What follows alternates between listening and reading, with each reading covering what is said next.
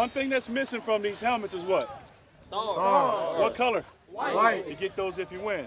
Fix that tonight. Let's go. Yes, sir. Yes, sir. We're back on familiar grounds as the Sharks return to the View, and it has no doubt been a tough start, but they are looking for a bounce-back win here tonight against the Middleton Tigers. And a pleasant good evening, everybody, and welcome to newly renovated J. Vince Thompson Stadium, where we are standing on some new artificial turf. I'm Ben Tilley, and to my right, welcome back, Kenneth Haystack. And Kenny, you came back at such a good time because tonight the Sharks have to put the pedal to the metal. It's been a brutal start for them offensively. 10 turnovers in these past 2 games and only 7 points scored so far. And I don't know if it's a simple fix, but the offense just has to find a way to build on these opening plays that they have at the beginning of their drive. They know how to start with the ball. They just can't finish the job right now. But our player to keep an eye on tonight for the Sharks, one that is returning from injury and one that is certainly going to be welcomed back by this offense. Wide receiver Isaiah Washington. Yeah, Ben, Isaiah Washington, they call him Showtime for a reason. He really plays a big role within the offensive scheme. He loves those outside routes.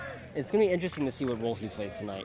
But the most important part is that the offense steps it up. Yeah, right now the problem is pressure. Whenever Rod Mack and Aiden Airgood have the ball, it seems like they are just being rushed by defenders within seconds. So it's going to be interesting to see what happens tonight in terms of the offensive production. And as you can see here, we are wearing our USA-themed lanyards because that is the theme that has been picked tonight by the Riverview Student Government Association. And we are set for a good one here in Riverview. Highlights are coming your way next. Middleton received the opening kickoff, but the Sharks' defense forced a 3-and-out and a punt. With the first offensive possession, quarterback Roderick Mack Jr. made some magic as he runs mightily for the first down. The drive would be capped off by Andrew Lee running it in for the score from 1 yard out, and the Sharks lead for the first time this year at 7-0. In the second quarter, Lee does it again as he takes it in from 3 yards out, and Riverview adds on to their lead 14-0. The Sharks would get everyone involved in the action as Mason Burris runs for a huge gain.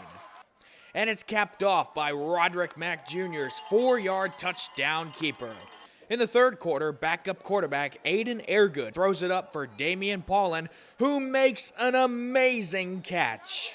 And that would set up Airgood shoveling it to Julian Arthurs for another score. And the Sharks increase their lead to 27-0. And finally, a recreation of the previous play, except this time with Alex McPherson from 3 yards out.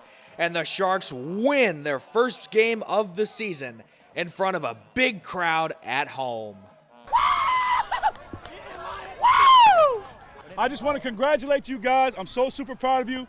The first ever game that's been played on this field, and you guys crescented it properly by getting it done. Nice job, nice job. Hey, and you know what we're getting on Monday? You get stickers for your helmet, right? Coach, this was a win you guys really needed, a nice bounce-back win tonight. What was the key to tonight's win?